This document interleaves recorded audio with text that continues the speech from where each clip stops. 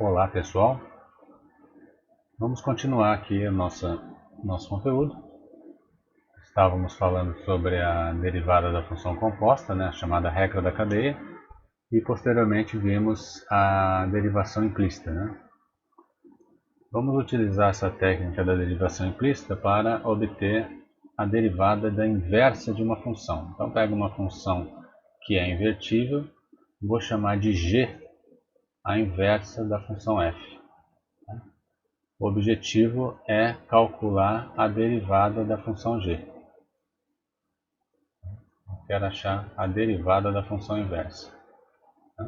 Nós vamos utilizar isso para calcular as derivadas, por exemplo, das funções trigonométricas, arco-seno, arco-cosseno, arco-tangente, certo?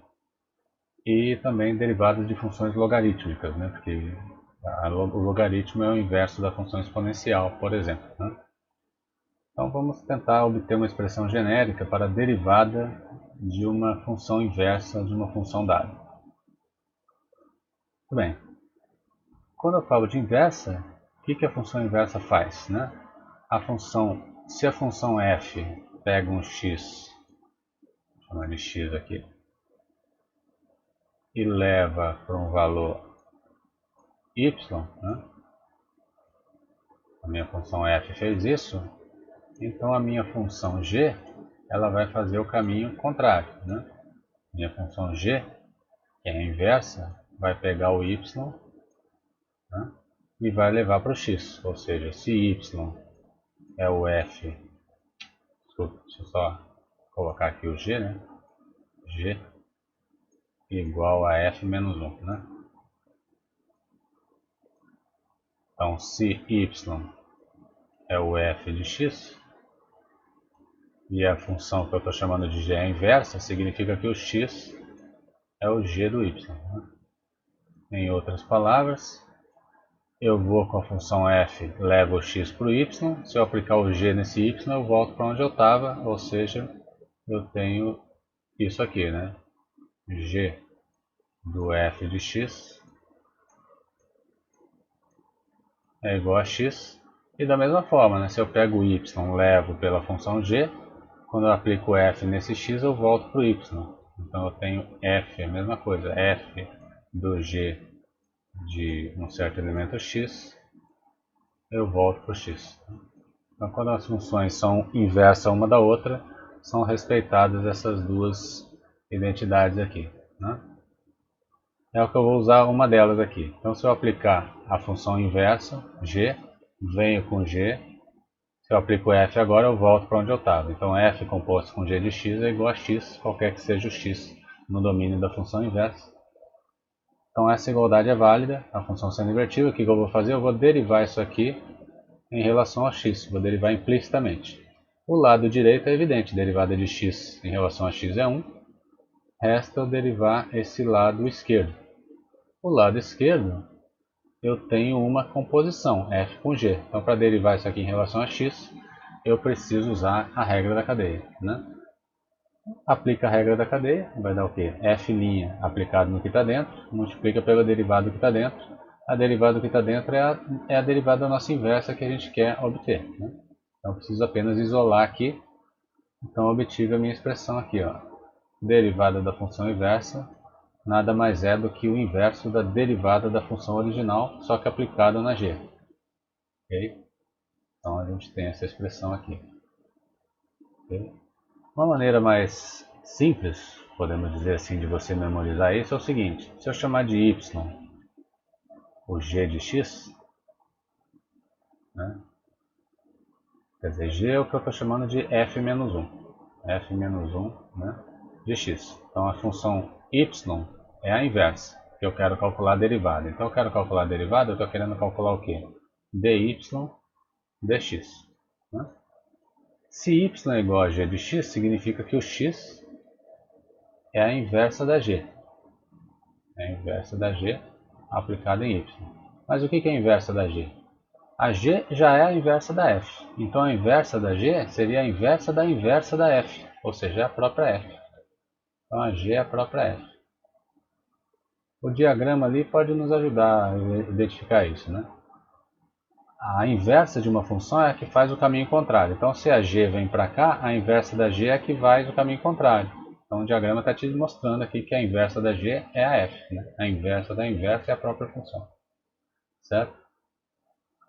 Então, eu calcular agora... Então, eu estou escrevendo aqui x em termos de y. Então, eu calcular a derivada de x em relação a y, no fundo, é eu calcular a derivada dessa função em relação à variável y. Então, eu calcular o f'. Né? F'. Então, de novo, vamos voltar aqui para o nosso problema. Nosso problema era calcular a derivada da função inversa de f. Então, eu preciso calcular, se eu chamar de y a inversa, eu quero calcular o dy dx. Vamos lidar com essa fraçãozinha aqui. Ó. Isso aqui não é uma demonstração, mas serve como roteiro. Né? Serve para ter uma ideia e pode ser demonstrado que vale. Pegar uma fração é a mesma coisa que eu dividir pelo inverso dessa fração. Então, dy dx é a mesma coisa que 1 sobre dx dy. É isso? Só que o que é dx dy? É a derivada da função original. Okay? Então isso aqui é 1 sobre f' de y. Então o que essa fórmula me dá de interessante? Para eu calcular a derivada da inversa, basta eu conhecer a derivada da função original. Certo? E avaliar em y. Só que y é o g de x, então eu vou ter que avaliar na função inversa. Né? Os exercícios os exemplos devem deixar claro o que está acontecendo aqui. Né? Então você pode memorizar essa fórmula aqui, ou então ter ideia, esse raciocínio aqui que a gente acabou de fazer. Né? Vou repetir isso aqui mais adiante. Por exemplo, né, pega a função f como sendo seno de x. A função seno a gente já sabe calcular a derivada. A derivada da função seno já vimos que é o quê? Cosseno. Né? Cosseno de x. Vimos isso. Agora eu quero calcular a derivada da função inversa da função seno, que é o que a gente chama de arcosseno. Né? Lá no livro do Stuart, eu vou citar aí daqui a pouco, ele usa a notação seno menos 1. Né? Onde aparece seno menos 1 no livro do Stuart, entenda arcosseno de x. Tá bom? É uma notação que ele usa aí no livro, uma notação que costuma aparecer em calculadoras também, né? Seno menos 1 é pegar o ângulo cujo seno é o valor dado, né? Vai fazer o caminho contrário do seno, né? Então eu quero calcular o arcosseno a derivada do arcosseno. Então pela fórmula, o que eu faço? Eu faço o inverso da derivada da função seno, né? E aplico isso em arcosseno. Só que o que é a derivada do seno? Cosseno. Então vai ser 1 sobre cosseno do arcosseno. Essa seria a derivada da função arcosseno. Desse jeito aqui está bem feio, né? Escrito desse jeito. Então eu precisaria avaliar o que é o cosseno do arcosseno. Pense comigo uma coisa. Né? O arcosseno não é o inverso do seno? Então se eu fizer seno do arcosseno, vai dar o quê? Se eu fizer seno, se eu fizer seno de arcosseno, é justamente aqui. Escrever aqui, seno de arcosseno de x. Isso aqui é aquele comentário que a gente fez anteriormente lá. Né? Deixa eu voltar aqui. Aqui, ó. Quando eu pego uma função e componho ela com a inversa, eu volto para onde eu estava. Né? É justamente isso que nós estamos fazendo. Eu estou pegando a função seno e compondo com a função inversa dela. Então, se eu peguei o arcosseno e já apliquei o seno, eu volto para o x. Então, onde aparecer seno de arcosseno, isso é igual a x. Da mesma forma, arcosseno. Se eu tivesse arcosseno do seno de x, é a mesma ideia, né? Eu peguei o seno, agora eu estou voltando para a função inversa, eu estou voltando para onde eu estava. Certo? Essas duas sentenças são iguais. Aqui eu vou usar essa aqui, tá? Então, se aparecer seno de arcosseno de x, é x. E não é isso que está aparecendo. O que está aparecendo é cosseno do arcosseno. Então, estamos nessa dúvida. Porém, nós temos uma relação envolvendo as funções seno e cosseno, que é a relação clássica trigonométrica. Soma dos quadrados de seno e cosseno dá 1. Né? Então se eu isolar o cosseno aqui, ó, eu tenho cosseno ao quadrado igual a... Aqui eu já extraí a raiz, né? Mas no fundo seria o quê? Cosseno ao quadrado de um número é igual a 1 menos seno ao quadrado desse mesmo número. Né? Aí tiro a raiz dos dois lados, eu tenho isso aqui. Isso é um número A qualquer. Que número A que eu vou botar aqui? Eu vou botar A igual a arcosseno de x. Tá? Então eu vou ter que o cosseno do arcosseno de x vai ser o quê? Vai ser 1 menos seno do arcosseno ao quadrado. O que é o seno do arcosseno? É o que a gente acabou de mostrar, é x. Então seno do arcosseno de x ao quadrado vai ser x ao quadrado. Né? Então aqui eu vou ter cosseno do arcosseno de x igual a raiz de 1 menos seno do arcosseno de x, que é x ao quadrado.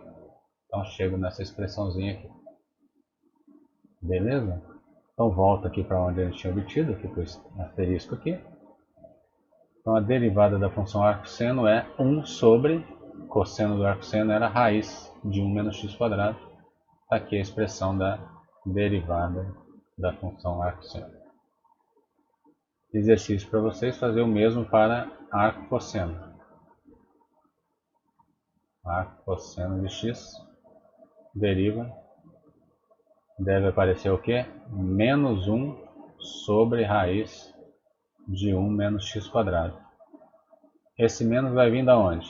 Vai vir do seguinte, ao derivar a inversa da função cosseno, pela fórmula da derivada da inversa, você vai precisar da derivada do cosseno. E a derivada do cosseno, vou rabiscar aqui, estou bagunçando um pouquinho, mas depois vocês vão acompanhando aos poucos. Derivada do cosseno, lembrem que era o quê? Menos seno. Né? Lembrem lá da sua tabelinha de derivada. Então o sinal de menos que está aparecendo aqui, ó, é devido à derivada do cosseno ser menos o seno. E aí você vai usar um argumento parecido com isso aqui para simplificar a expressão que você vai obter. Né? Faça esse exercício aí. Ok?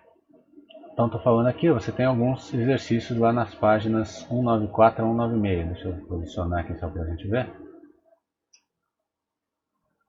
Aqui já era a sessão que eu já tinha passado para vocês, de exercícios de derivação implícita. Temos aí mais exercícios dessa parte. Ok? Ele pede para você encontrar a derivada da função. Aqui vai pedir a derivada da função arco tangente, que é a função inversa da tangente. Né? Deixa eu ver aqui, ó. Nessa seção ele está fazendo as derivadas das inversas das trigonométricas. Né? Então ele faz a derivada do arco seno, ele vai fazer a derivada do arco tangente. Ó. Lembra aquela observação que eu fiz anteriormente, né? Que aqui nesse livro ele usa essa notação aqui para a inversa. Né?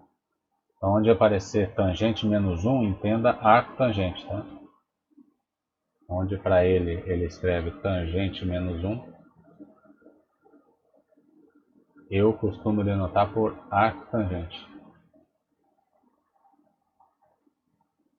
Ok? Então tenham isso em mente. Não confundir tangente menos 1 com 1 sobre tangente. Né? Essa observação eu fiz nas notas, já vamos passar nela. Okay? Então note aqui ele está calculando a derivada da função arco tangente. Né? Então o que ele faz?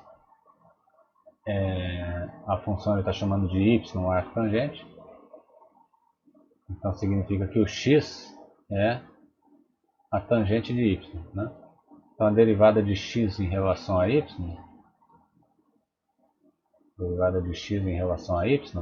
é a derivada da tangente. A derivada da tangente a gente já viu que é secante ao quadrado. Né? Secante ao quadrado. Então a derivada da arcotangente seria 1 sobre secante ao quadrado de y. Então seria secante ao quadrado do arcotangente. O y é o arcotangente. Então você teria que avaliar o que é secante ao quadrado do arcotangente de x.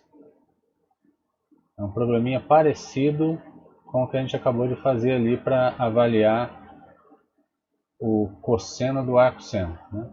Você vai usar a identidade envolvendo tangente e secante. Aqui, ó. Então, onde apareceu secante ao quadrado, ele escreveu como sendo 1 mais tangente ao quadrado, que era uma das identidades trigonométricas. Então, quando no lugar de y eu colocar arco tangente, eu vou ter o que ali dentro? Eu vou ter tangente do arco tangente de x. O que é isso? De novo, é a função composta com a inversa dela. Então eu vou com o arco tangente, volto com a tangente, eu volto para o lugar que eu estava. Então tangente de arco tangente de x é x. Então é o que está acontecendo aqui. Ó. Tangente de y é tangente de arco tangente de x. Então tangente de y é x elevado ao quadrado. Por isso que apareceu isso aqui. Né? Depois vocês dão uma lida aí nesse exemplo de novo, no qual ele está calculando a derivada da função arco tangente. Ok? Então aqui ele dá uma série de funções, de derivadas de funções inversas trigonométricas. Né? Vamos comentar aqui algumas outras derivadas que ele não está incluindo aqui. Ele vai incluir mais adiante, mas a gente já pode retirar aqui. Né? Só um minuto. Aqui ó, é o comentário que eu acabei de fazer sobre a questão da notação que ele usa no livro. Né? Deixa eu só apagar aqui minha imagem aqui. No livro ele usa essa notação do menos 1 aqui. Né? Então onde no livro ele escrever seno menos 1, entenda arco seno, a função inversa do seno. Onde ele escrever cosseno menos 1, entenda arco cosseno. Né? E assim por diante. Não confundir com o inverso do resultado de x, né? Que seria 1 sobre seno, que pelas definições trigonométricas, 1 dividido por seno é cossecante. Então não confunda essa notação que ele usa, que é a função inversa do seno, com cossecante. Tá? Então prestem bastante atenção nisso para não causar confusão. Com essa técnica da derivada da função inversa, a gente pode derivar as funções do tipo logaritmo. Né? Vamos pegar o logaritmo com base A de x. Bom, o que é o logaritmo? Né? O logaritmo com base A seria o inverso da função exponencial de base A. Então, se y é o logaritmo de base A de x, significa que esse x aqui é o a elevado a y. Certo? Então, se f é a função logaritmo, eu quero calcular essa derivada pela nossa expressão que a gente obteve ali, né, anteriormente. Estava aqui, né? Que está poluído, né? Mas depois vocês acompanham o vídeo tudo apagadinho. Deixa eu apagar tudo isso aqui. Vai demorar um pouquinho. Só um minuto. Ok? Então, pela nossa definição aqui da derivada da função inversa, né? A derivada da função logaritmo vai ser 1 sobre a derivada da função exponencial. Né? Só que a derivada da função exponencial vai estar avaliada no y, aí você volta olhando que o y é o logaritmo. Né? Então vamos lá, eu quero derivar a função logaritmo. Então, derivada da função y é 1 sobre a derivada da função x em relação a y. Só que o que é a derivada da função x? X como função de y. Só lembrar, derivada do exponencial é ela mesma multiplicada pelo logaritmo da base. Lembra, né? A gente usava essa notação aqui com... A gente em geral usava a variável x, né? Então lembro dessa formulinha aqui, né? Que a gente viu lá atrás. Né? Derivada da função exponencial de base a é ela mesma multiplicada pelo logaritmo natural da base. Aqui eu só estou derivando ela em relação a y, tá? A mesma fórmula. Né? Então isso aqui vai para o denominador aqui. Então a derivada do logaritmo é 1 sobre isso. Mas eu quero a expressão em termos de x. Então onde está a elevado a y, tem que ser a elevado ao y. O que é o y? Logaritmo de x na base a. O que dá isso aqui? Aqui aquele velho comentário que a gente fez lá atrás. Eu estou pegando a função exponencial, compondo com a sua inversa. Então, exponencial do logaritmo de mesma base, eu estou voltando para o mesmo lugar. Então, onde tiver a elevado a y, né, que é o a elevado a log a de x, eu voltei para o x. E ele está aparecendo justamente aqui. Né? Então, a elevado a y aqui é x. portanto eu tenho a expressão para a derivada da função logaritmo de base A. Okay? Quando essa base A é o próprio número e, né, aquele número especial, né, quando o A é o e, né, esse logaritmo de A dá 1, né, o logaritmo natural de e é 1.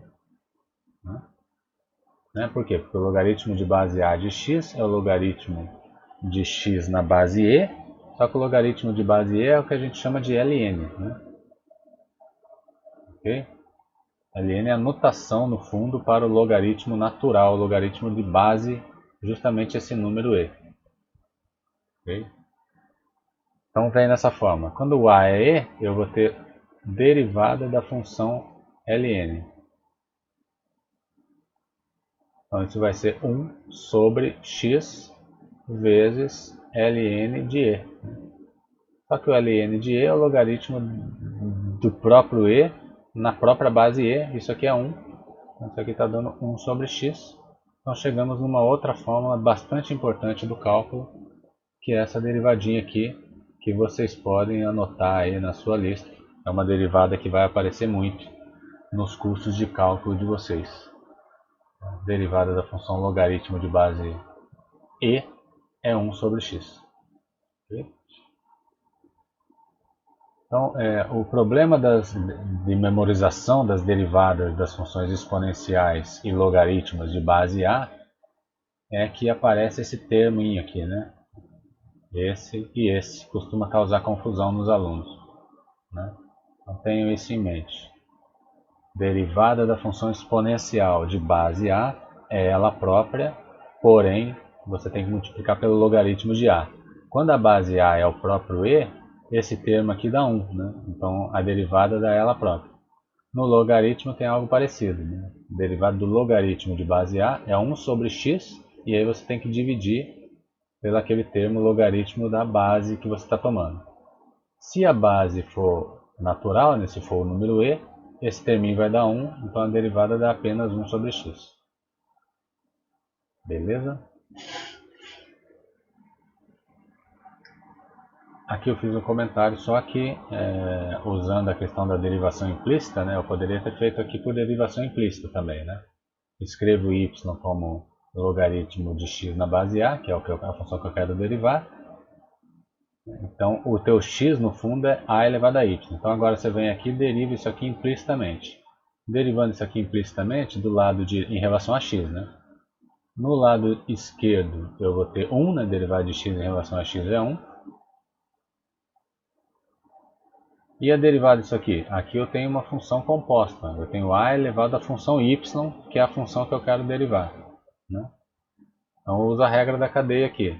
Derivada da mais externa, que é a exponencial, vai dar a própria exponencial, né?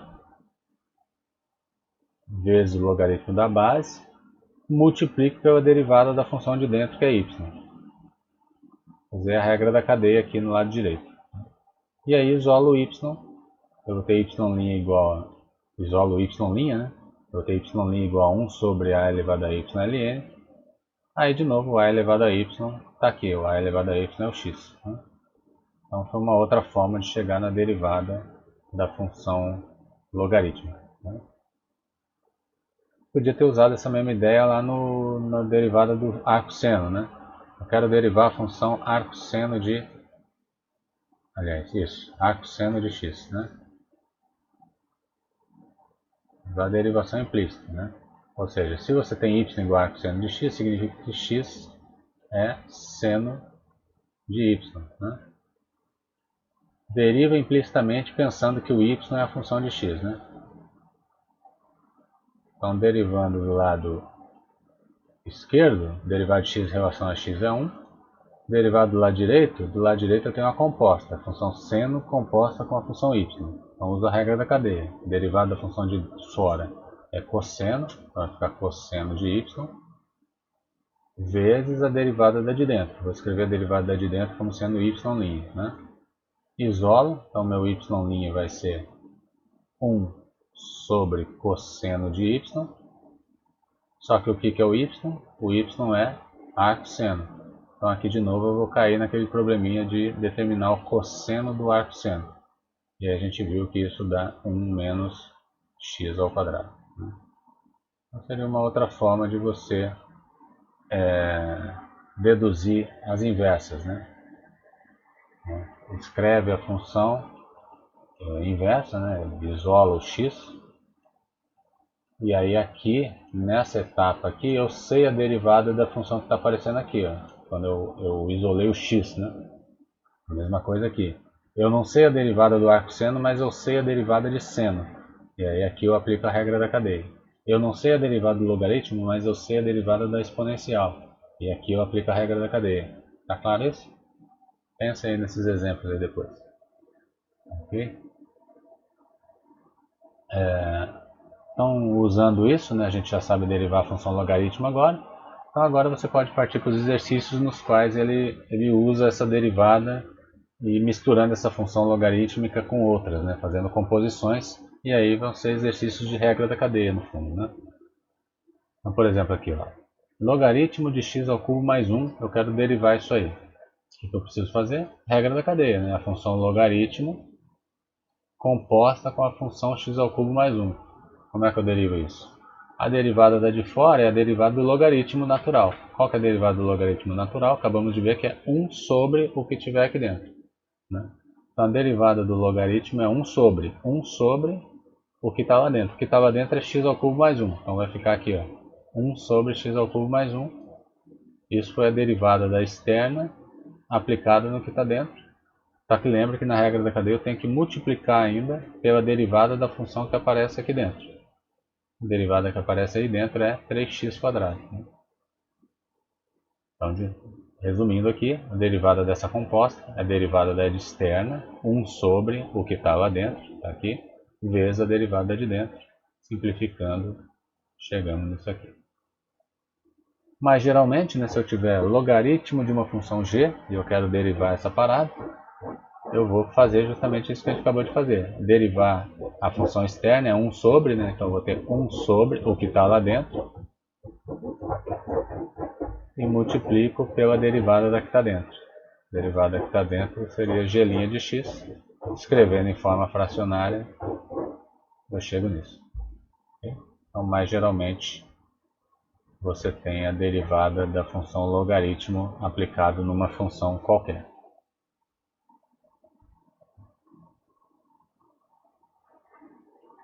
Uma observação interessante, né, que vai ter importância mais adiante, é, por exemplo, aqui, ó, se eu tomar o logaritmo do módulo de x, o que eu tenho? Bom, se o x que está aparecendo aqui for um número positivo, a gente sabe que módulo de x é x, né? Se o x for um número positivo. Se o x for um número negativo, o módulo de x eu tenho que tirar o sinal, né? Então, multiplico por menos 1, menos x. Então, quando o número é negativo, o módulo dele é menos ele.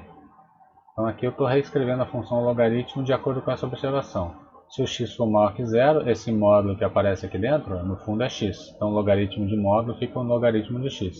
Se o x for negativo, esse módulo que aparece aqui dentro, no fundo é menos x. Então, o logaritmo do módulo fica logaritmo de menos x. Então, vamos achar a derivada dessa função aqui em cada caso. Se o x for negativo, for positivo, né, derivar essa função é a mesma coisa que derivar logaritmo de x. Qual que é a derivada do logaritmo de x? Já vimos que é 1 sobre x. Né? Tá aqui. Agora, se o x que aparece aqui dentro for negativo, essa função aqui no fundo é logaritmo de menos x. Então, derivar logaritmo do módulo de x fica derivar logaritmo de menos x. Para derivar isso aqui agora, eu preciso usar a regra da cadeia, né? Porque eu estou tirando o logaritmo da função menos x. Então vamos calcular isso aí. Derivada do logaritmo é 1 sobre. Então eu vou ter 1 sobre o que está lá dentro. O que está lá dentro lá é menos x. E aí eu preciso multiplicar pela derivada do que está lá dentro. O que está lá dentro é menos x, então a derivada dá menos 1. Então multiplicando, eu vou ter 1 sobre x. De que valeu isso? Significa que a derivada, seja qualquer que for o caso, a derivada da função logaritmo do módulo de x é sempre 1 sobre x. independente do sinal do número que aparecer lá. Então, em resumo, eu tenho isso aqui, né? Então, é um pouquinho mais do que a gente tinha provado aqui, né? A derivada da função logaritmo de módulo de x é 1 sobre x. Guarde mais essa aí na sua tabelinha. Na verdade, vale o seguinte, né? Se eu pegar logaritmo de módulo de uma função f, né, eu posso repetir esse argumento aqui, ó, né? Esse aqui, ó. Aqui eu fiz a expressão do logaritmo de uma função g. Só que no lugar da função g eu posso pegar o módulo da função g. Vou chamar de f a função que está ali dentro. Derivar isso aqui, ó. O que vai dar isso aí? A função externa é logaritmo do módulo de x. A função interna é f. Na regra da cadeia, a derivada da função externa é 1 sobre o que está lá dentro. 1 sobre f de x multiplica pela derivada da que está dentro. F' de x. Ok? Então eu poderia, aqui no lugar dessa função g, ter botado um módulo aqui que não teria problema. Eu poderia, inclusive, estar pegando funções g assumindo valores negativos aqui, e não teria problema, né? Que a função g seria negativa, mas ao tomar um módulo ela passaria a ser positiva e eu posso tomar o logaritmo sem problema.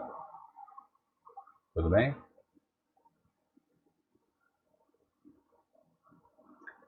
Ok, então uma vez que a gente tem a derivada da função logaritmo, e lembrando algumas propriedades do logaritmo, a gente consegue um tipo específico de derivação que é bem importante, bem interessante, que facilita o cálculo de algumas derivadas, que é o caso, que é a chamada derivação logarítmica. Essa derivação ela é útil quando as funções que você quer derivar, elas estão escritas como multiplicações e divisões. Por que é interessante isso? Porque o logaritmo funciona bem com multiplicações, divisões e potências, né?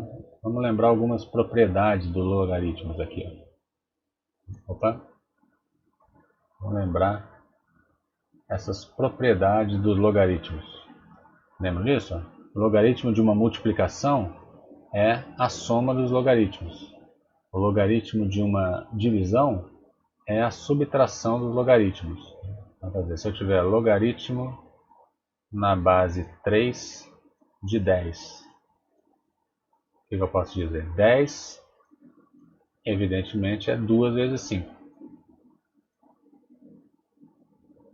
Então, por essa propriedade aqui, logaritmo de 10 na base 3 é o logaritmo na base 3 de 2. Vou fazer isso aqui. Logaritmo na base 3 de 2 mais o logaritmo na base 3 de 5. Né? Ok? Logaritmo de, sei lá, 12 sobre 5 na base 2, por exemplo. Isso aqui é o logaritmo na base 2 de 12 menos o logaritmo na base 2 de 5. Né? Usando aqui a propriedade do quociente, do logaritmo do quociente. Né? E aqui, quando eu tenho uma potência dentro do escopo do logaritmo, esse expoente eu posso colocar ele para fora. Né? Então, logaritmo de a elevado a k, o k eu posso extrair para cá, e fica k vezes logaritmo de a. Então, juntando essas três propriedades aqui, isso aqui vai facilitar bastante o cálculo de derivadas de expressões, como a gente falou aqui, que envolvam produtos, quocientes e potências. Vamos ver um exemplo aqui. E claro, vamos usar também que a derivada da função logaritmo natural é uma derivada simples, é 1 sobre x. Né? E no meio do caminho vamos usar também a regra da cadeia. Né? Okay? Então vamos fazer um exemplo aqui. Ó. Derivar essa expressão aí. Pensa comigo, pensa por um instante, se você não soubesse da derivação logarítmica, o que você teria que fazer para calcular essa derivada?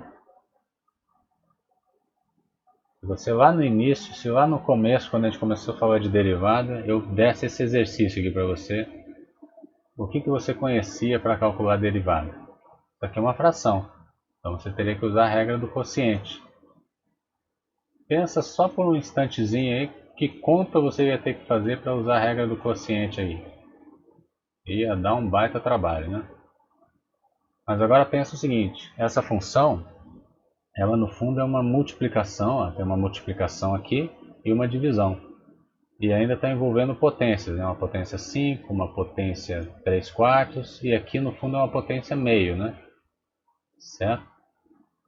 Então, vou fazer o seguinte, vou tomar o logaritmo dos dois lados dessa expressão. O logaritmo especial, claro, vou pegar o logaritmo natural, porque depois a gente vai querer usar a derivada, e a derivada do logaritmo natural é a mais simples delas, né? Na verdade, você poderia pegar qualquer logaritmo, tá? Mas como a gente falou, a derivada da função logaritmo de base natural é a derivada mais simples, né? Lembra lá que quando a base é outra, aparece esse termo aqui para nos atrapalhar, num certo sentido, né? Que dificulta a memorização, né? A derivada da função logaritmo natural é a mais simples. Então, por isso que, em geral, na derivação logarítmica, a gente toma o logaritmo natural em ambos os membros. Então, vou tomar o logaritmo natural dos dois lados aqui. O que eu vou ter? Do lado esquerdo, eu vou ter logaritmo de y. Do lado direito, eu vou ter logaritmo disso tudo. Mas isso tudo aqui é o que? Isso aqui é a multiplicação desse fator por esse. O que acontece quando eu tomo o logaritmo de um produto?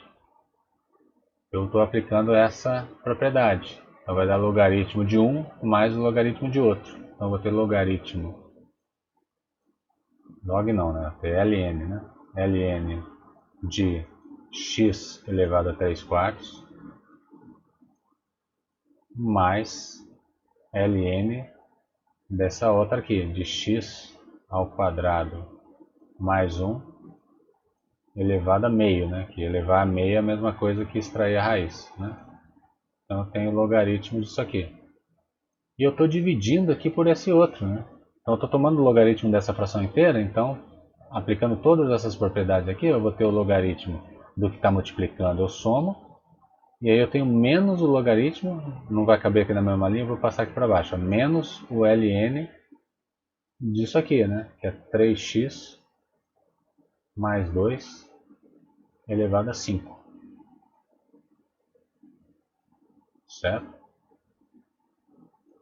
Então o logaritmo de y fica o logaritmo disso, mais o logaritmo disso, menos o logaritmo disso. Aí agora você usa a propriedade das potências do logaritmo, né? O que tiver de expoente desce. O expoente que tiver aqui sai. Então aqui vai ficar ln, aqui esse 3/4 vai sair. Então tá vendo aqui, ó, 3/4 ln de x mais esse meio vai sair, vai ficar meio ln de x quadrado mais 1, menos esse 5 vai sair aqui, 5 ln de 3x mais 2. Agora eu não consigo mais simplificar, porque aqui dentro eu não tenho mais uma multiplicação nem aqui. Okay? Então essa é a melhor expressão que eu chego, ainda não derivei. Então agora, nesse momento, você deriva. Deriva lembrando que o y é uma função de x. Eu quero achar o y', na verdade. Né? Lembra que originalmente eu queria derivar o y. Tá? Então eu vou derivar isso aqui, eu estou fazendo uma derivação implícita. Eu tenho que derivar usando a regra da cadeia. Então aqui eu tenho logaritmo de y. Como é que eu derivo isso? O derivado do logaritmo é 1 sobre o que está dentro, então 1 sobre y vezes a derivada do que estava dentro. Vai aparecer o y'. Então y' sobre y. Essa é a derivada do lado esquerdo. Certo? No fundo a gente usou isso aqui, né? A gente usou isso daqui, né? ln de função é a derivada da função dividido pela função. Então o lado direito tem derivada y' sobre y e o lado o lado esquerdo, né? O lado esquerdo tem derivada y' sobre y. E o lado direito? Do lado direito eu derivo parcela por parcela, usando onde for necessária a regra da cadeia. Então, por um lado aqui eu vou ter 3/4 vezes derivada de ln é 1 sobre x. Então vai ficar 3/4 vezes 1 sobre x, fica 3 sobre 4x. Aí derivar disso aqui, o meio eu mantenho, vou derivar aqui, ó. Derivar isso aqui, eu tenho que usar a regra da cadeia. Então vai ser 1 sobre o que está dentro, 1 sobre x² mais 1, vezes a derivada do que está dentro, que é 2x. Então, apareceu 2x aqui, essa é a derivada da segunda parcela, depois vai dar para simplificar alguma coisa aqui, né? E por fim, menos 5 vezes a derivada disso aqui, de novo regra da cadeia, derivada do logaritmo é 1 sobre o que estava dentro, então 1 sobre 3x mais 2, vezes a derivada do que está dentro, em relação a x, 3. Ok? Então essa aqui é a derivada dessa última parcelinha aqui. Ok? Por fim, o que eu queria? Eu queria a derivada do y, isolo o y' aqui então. Isolo o y', passo o y multiplicando. Mas o que é o y? O y é essa fração inteira aqui. A expressão não vai ficar simples mesmo, tá, gente? A expressão é uma derivada, é uma expressão bem complicada. Tá? Então eu passo o y multiplicando, isolei, a resposta seria isso aqui, tendo em mente que onde aparece o y no fundo é essa fração inteira aqui, né? Então essa seria a expressão da tua derivada. Note que ela é bem complexa, que já era de se esperar, né? Se você fosse calcular isso aqui pela regra do quociente, ia ser uma conta bastante longa. Mas a derivação implícita reduz um pouco esse caminho, né? Um outro exemplo de aplicação da derivação implícita, da derivação logarítmica, é esse aqui, né? Derivada da função do tipo variável na base e no expoente, né? Eu poderia fazer um exemplo genérico, né? Pega uma função f de x, eleva uma função g de x, né? Deriva esse negócio aqui. Como é que eu calculo essa derivada? Acredito que lá no livro ele está fazendo isso aí. Deixa eu confirmar aqui. Deixa eu só localizar a página aqui. Aqui, ó. Então, na seção aqui de derivação logarítmica, ele faz aqui esse exemplo que a gente acabou de fazer, né? E aí ele dá aqui alguns passos na derivação logarítmica, né? Então, quer dizer, se você tem uma expressão que é do tipo fração, envolvendo multiplicações e potências, você toma o logaritmo em ambos os lados, e após usar as propriedades do logaritmo, você deriva implicitamente em relação a x e isola o y', né? Você pode aplicar isso em expressões como essas aqui, né? Função elevada a constante, constante elevada a função, ou função elevada a função, né? E é esse exemplo que eu citei aqui nas notas, né? Então, se a expressão fosse essa, você tomaria quer dizer, isso aqui seria o teu y, né? Deixa eu escrever de volta aqui. Seria y igual a isso, né? Então você tomaria o logaritmo dos dois lados, então teria logaritmo de y igual ao logaritmo disso aqui, você usaria a propriedade do expoente, o g que é o expoente desceria, seria g de x vezes logaritmo de f, né? Não é isso? Eu quero achar a derivada disso aqui. Então quando eu tomei o logaritmo eu cheguei nisso, aí aqui você usa a derivação logarítmica. Então deriva aí o lado esquerdo aqui vai dar novamente y' sobre y, né? Lembrando que o y é uma função de x, então estou usando a regra da cadeia aqui do lado esquerdo. E no lado direito, vou deixar como exercício para vocês, mas é o que? É um produto. Então vai aparecer g' vezes isso, mais g vezes a derivada disso, certo? E aí você usa a regra da cadeia, né? Ok? Então a derivação logarítmica também serve para calcular derivadas de funções desses tipos aqui, que é o caso desse aqui do exemplo, né? A função x elevado à raiz de x. Então está aqui, tira o logaritmo dos dois lados, ao tirar o logaritmo, esse aqui é um expoente, ele vai sair, então eu posso reescrever desse jeito. ou ainda raiz de x é x elevado a meio. Então agora eu derivo implicitamente, o lado esquerdo é y' sobre y, mesma ideia que a gente fez aqui. E aqui é um produto, então eu vou derivar aqui, ó, derivada de x elevado a meio vezes, então deriva a primeira, né? Deriva a primeira, mantém a segunda, aí mantém a primeira e deriva a segunda aqui. Agora faz a conta, né? Derivada da primeira aqui vai descer o expoente meio, o expoente vai diminuir uma unidade, mantém aqui o logaritmo, e aqui eu vou precisar calcular a derivada do logaritmo, que era 1 sobre x. Simplifica o que for possível, você chega nessa expressão aqui do lado direito, e aí agora você só precisa isolar o y, linha, né? Isolou o y', passou o y multiplicando. Quando você passa o y multiplicando, você volta para a expressão. O que é o y? O y é x elevado à raiz de x, que eu botei aqui, né? Então, em geral, essas expressões envolvendo derivação logarítmica, a expressão final não tem lá uma cara muito bonita, né? A expressão fica difícil de simplificar, mas a razão é porque a função original ela é de difícil derivação, né? Então é normal os exercícios com derivação logarítmica resultarem em expressões não muito amigáveis, né? Okay? Então vocês vão encontrar exercícios dessa parte na página 201. Está falando aí. Okay? Eu uso derivação logarítmica para achar a derivada das funções. Então são funções, para você aplicar a derivação logarítmica, você tem que aplicar em funções que são do tipo multiplicações, divisões e envolvendo potências também, né? Não vai ser interessante em funções que envolvam soma, né? Não existe uma propriedade do logaritmo da soma, por exemplo, né? Se for uma soma, você vai ter que aplicar separadamente em cada uma derivada, né? Ok? Muito bem.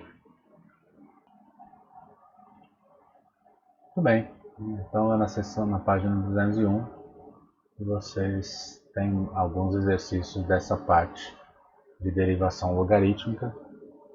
Com isso, nós encerramos essa parte das técnicas de derivação, né? Nós vimos diversas técnicas de derivação, né? Desde as funções mais básicas, passando pelas derivadas de produtos de funções, somas de funções, quocientes de funções, principalmente pela derivada da função composta, talvez é a mais importante, né? A derivada da função composta. Como consequência da derivada de funções compostas, nós temos as derivadas de funções dadas implicitamente e, por último, as derivadas de funções inversas, né? Essa técnica da derivada da função inversa você aplica conhecendo a derivada da função original, né? Foi o caso que a gente fez aí para funções do tipo arco-seno, arco-cosseno, né? Em cujas derivadas nós usamos as derivadas das funções seno, cosseno, tangente, assim por diante, né? E por último aí agora as derivadas das funções logarítmicas que nos permitiram uma derivação mais fácil de funções envolvendo produtos e quocientes e potências. Então isso encerra essa questão da derivação de funções. E agora vamos às aplicações das derivadas, né?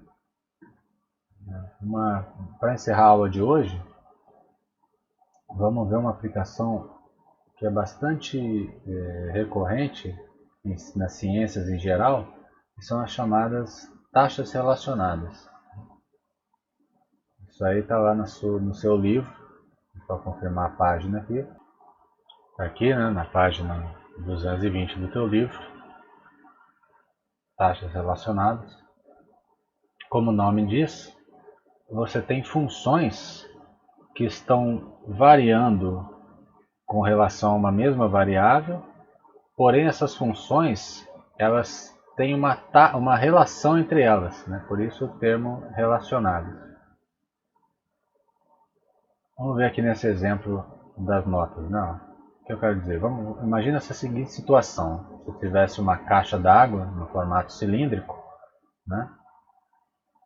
E dentro dessa caixa d'água está sendo bombeada a água a uma taxa conhecida. Tem uma certa vazão aqui, metros cúbicos por segundo, né? É uma taxa conhecida de água entrando aqui dentro. Quando a água vai entrando aqui, o nível de água vai subindo aqui, né? Naturalmente o nível vai subindo, o nível vai variando e o volume de água vai variando aqui. Então você tem duas grandezas aqui relacionadas. Você tem a grandeza volume e você tem a grandeza nível, a altura do nível, né? E essas grandezas elas estão relacionadas, né, por uma expressão que envolve a geometria do formato dessa caixa d'água, que no caso é um cilindro, né? O volume preenchido aqui é determinado por uma relação conhecida da geometria, né? O volume de um cilindro, que eu coloquei aqui, ó, o volume do cilindro é dado por quê? A área da base vezes a altura. A área da base, como é um círculo, né, de raio R, é π vezes r ao quadrado vezes a altura. Então o volume preenchido de água é o que? πr ao quadrado vezes a altura. Então as grandezas que estão variando aqui, que são volume e altura, elas estão relacionadas por essa expressão geométrica, né? Aqui eu não coloquei a variável da qual ela depende, que no caso é o tempo, né? O tempo aqui, a água está sendo bombeada aqui dentro. À medida que o tempo passa, mais água vai entrando. Portanto, esse volume e esse nível variam com o tempo. Então, nessa relação aqui, entenda que V é uma função do tempo, né? E H também é uma função do tempo. Então, as funções V, volume, e H, altura, estão relacionadas por essa expressão geométrica. Ou seja, as funções que dependem do tempo estão relacionadas. Aí eu posso vir aqui e derivar isso aqui em relação ao tempo. Eu posso vir aqui e derivar isso aqui em relação ao tempo.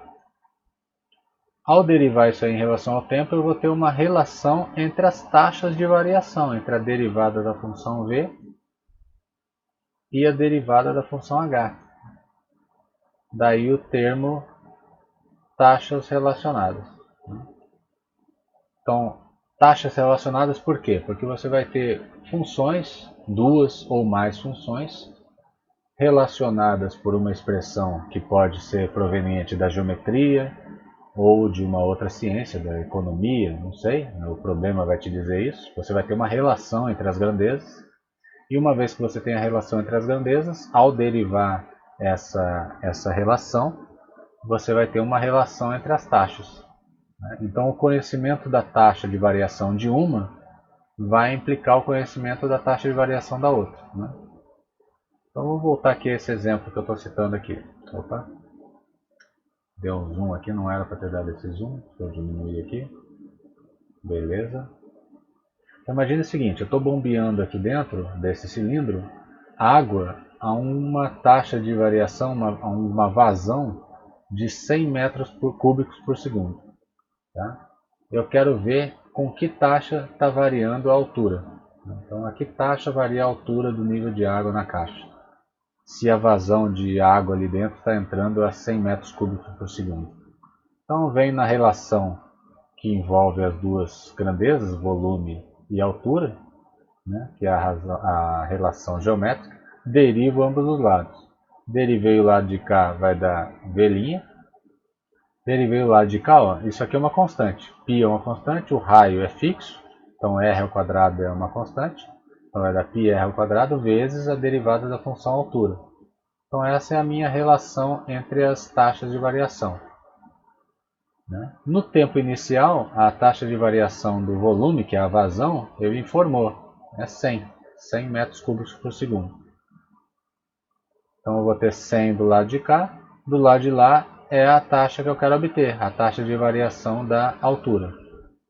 Aí basta eu isolar, eu vou ter 100 sobre πr ao quadrado vai ser a taxa de variação da altura. Como a altura é em metros, a taxa de variação vai ser em metros por segundo. Então eu vou ter a velocidade com a qual a altura está subindo. Então o volume está variando a 100 metros cúbicos por segundo, a altura vai estar variando a esse número aqui. Aqui eu coloquei R, uma constante, ok? Então essa seria a taxa. Vamos citar um outro exemplo aqui. Os exemplos são geralmente com essa característica. Aqui o exemplo da página 220, você pode ir lá na página 220, que é essa aqui, e olhar esse exemplo aqui. Então, diz que o ar, está sendo bombeado o ar dentro do balão esférico, de modo que o seu volume aumente a uma taxa de 100 centímetros cúbicos por segundo. Ele pergunta quão rápido o raio do balão está aumentando no momento em que o diâmetro for de 50 centímetros. Então vamos tentar formalizar aqui. Então pensa, você tem um balão esférico, dentro do balão está sendo injetado ar. Aqui é uma certa taxa de variação, ele informou inclusive lá, a taxa de variação é de 100 centímetros cúbicos por segundo. Então as unidades envolvidas também são importantes a serem consideradas. Você está considerando as medidas em centímetros. Então a taxa de variação do volume no instante T0, lá que ele está considerando, é de 100 centímetros cúbicos. Nesse instante em que a taxa de variação do volume é 100 centímetros cúbicos, ele informou que o diâmetro do balão é de 50 centímetros. Então o diâmetro, naquele mesmo instante em que a taxa de variação é 100 centímetros cúbicos por segundo, o diâmetro é 50 centímetros. O diâmetro. Se o diâmetro é 50, então o raio é metade. Então o raio nesse mesmo instante é de 25 centímetros. Vai anotando todos esses dados que você pode obter. O raio no mesmo instante é 25 centímetros. O que ele quer? Ele quer a taxa de variação do raio. Quanto que o raio está variando naquele instante. Então ele quer a taxa de variação do raio. Ele quer R'. R' no mesmo instante, no T0. Qual é a relação entre as grandezas envolvidas aí? Que grandezas que eu tenho? Eu tenho o volume do balão, e eu tenho o raio do balão. Como é que eu posso relacionar volume e raio? Eu tenho uma fórmula para o volume de uma esfera, 4/3 de πr ao cubo. Tem que lembrar um pouquinho da geometria espacial, Então essa é a relação entre as minhas grandezas, volume e raio da esfera, Então eu venho agora nessa relação e derivo ambos os lados, lembrando que onde tiver v, o v para mim é uma função de t, e o raio para mim também é uma função de t. A relação entre v e r é essa, então eu derivo ambos os lados. Então desse lado eu vou ter v', desse lado aqui eu vou ter uma derivada de uma função composta, presta atenção nisso. Então derivando em relação a t, desse lado eu vou ter v', desse lado eu vou ter constante vezes a derivada disso aqui.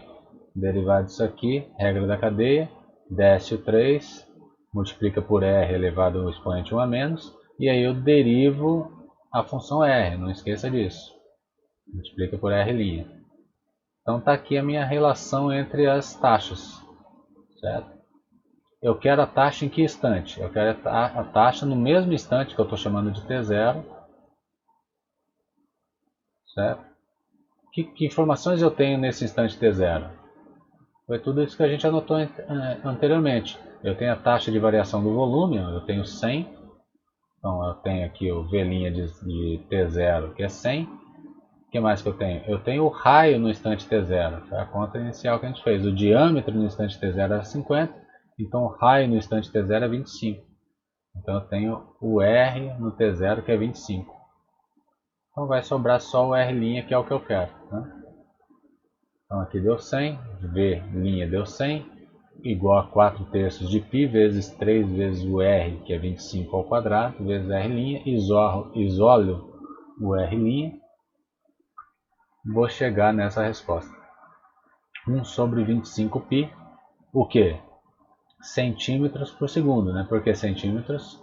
Porque o volume estava dado em centímetros cúbicos, o diâmetro estava dado em centímetros, está tudo em centímetros, tudo uniformizado, beleza, né? Então deu 1 sobre 25 π, o que? Centímetros por segundo. Se você fizer essa continha aqui, 1 sobre 25 π, vai dar mais ou menos 0,0127 centímetros, né? Um aumento bem lento, em certo sentido, do raio do balão, né? O volume está aumentando na ordem de centenas de centímetros cúbicos, porém o raio varia na ordem de centésimos de centímetros, né? Okay? Aqui eu fiz essa observação, né? Compare com esse exercício 3, o exercício 5, perdão, da página 223. Aqui você tem alguns exercícios, né? Já envolvendo as taxas relacionadas. Exercício 5 ao qual eu me refiro é esse aqui, ó. Note que é um exercício parecido com o exemplo inicial, né? Você tem um tanque cilíndrico, o raio dado, o raio é 5. Lá no nosso exemplo eu pus um raio genérico, né? Eu pus um raio genérico. No exercício 5 ele está colocando o raio igual a 5. Está falando que está sendo enchido numa taxa de 3 metros cúbicos por minuto. Aqui eu dava metros cúbicos por segundo, né? Então significa o que? A conta que você vai fazer aqui é que é o quanto que a altura está variando. Então essa altura aqui você vai obter em metros por minuto, né? Se você fizer a conta. Então repitam esse exercício aqui usando a ideia desse exemplo, né?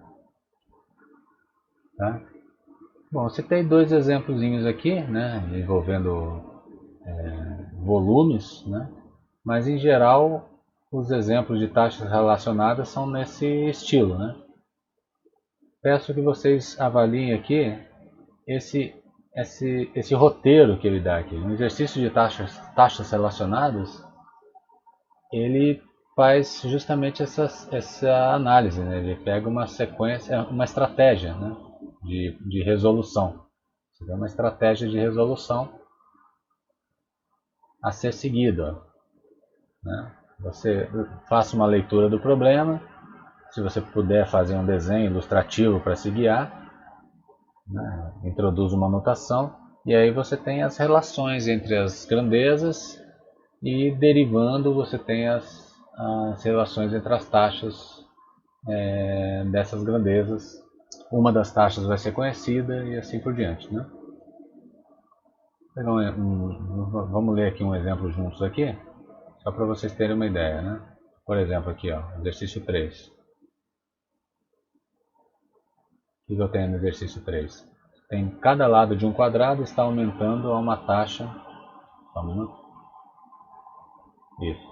Cada lado de um quadrado está aumentando a uma taxa de 6 centímetros por segundo. A que taxa a área do quadrado está aumentando quando a área do quadrado for de 16 centímetros quadrados? Então pensa, você vai ter um quadrado. Vou pegar aqui, desenhar mais bonitinho aqui, né?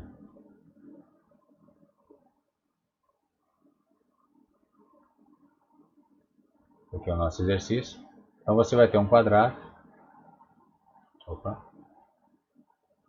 Você vai ter um quadrado. Ok? Você tem aqui o lado x. Os lados são iguais, né? X e x. Né? É um quadrado. Eles estão aumentando a uma taxa de 6 centímetros. Então o que eu sei? Eu sei que x' de t, quando ele fala taxa, aumentando a uma taxa, significa taxa de variação com o tempo. Então x' de t é essa taxa que ele está falando. A taxa é constante, é 6. Então x' é 6. Ele está perguntando a que taxa o quadrado está aumentando, ok? Quando a área do quadrado for de 16. Qual que é a área? Você precisa representar a relação entre a grandeza área e a grandeza lado. Bom, a área de um quadrado é lado ao quadrado, é x ao quadrado. Então você tem que pensar que onde está aqui a de t, onde está a igual a x, no fundo é a de t, a área está variando com o tempo. Quando o tempo varia, o lado está variando. consequentemente a área preenchida do quadrado está variando também. Então A de t é x de t ao quadrado, não é isso? Aí o que ele quer? Ele quer a taxa de variação da área, então ele quer o A'. Ele quer A' de t. Bom, derivar A' significa derivar isso aqui é uma composição. Então tem que usar a regra da cadeia do lado direito. Então eu vou ter 2x vezes x'.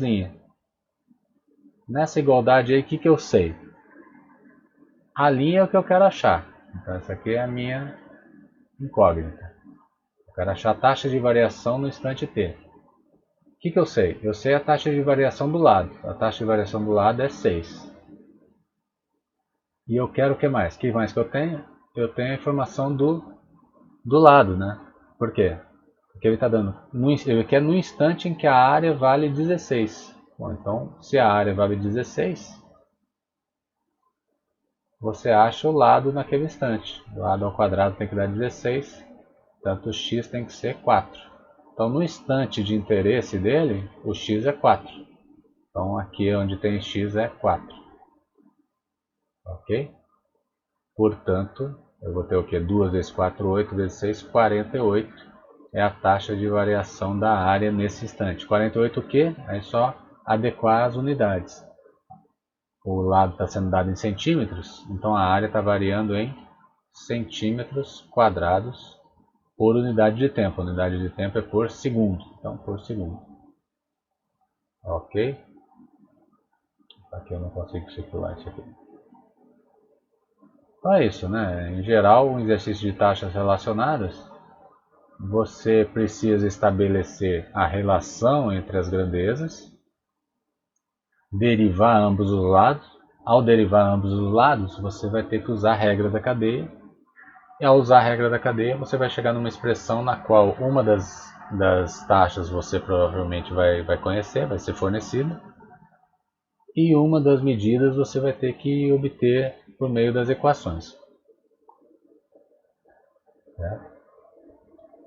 Bom, então recomendo vocês selecionarem alguns exercícios dessa sessão, né? Página aqui 223,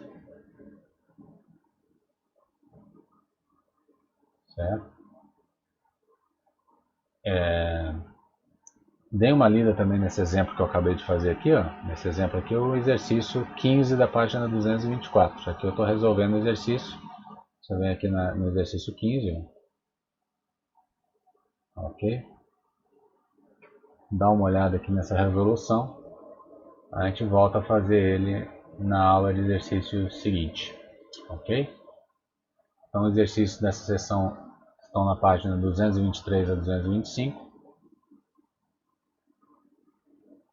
Vou encerrar por aqui. Tá? Então, perceba que nessa aula a gente avançou bastante, né? A gente falou de derivadas de função inversa.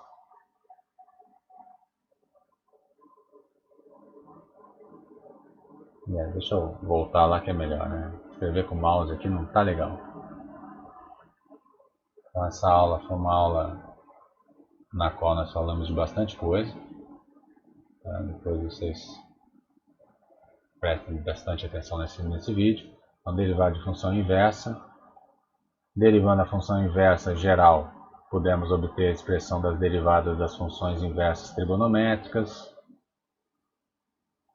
das funções logarítmicas.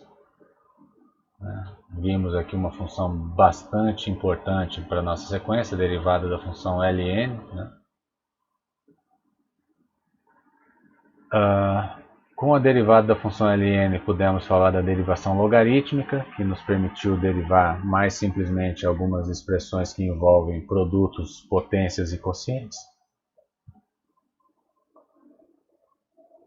E por fim, falamos das taxas relacionadas. Então são vários tópicos.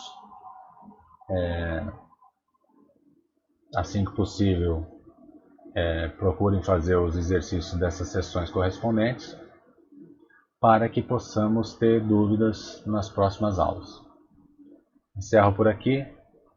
Nos vemos numa próxima. Valeu!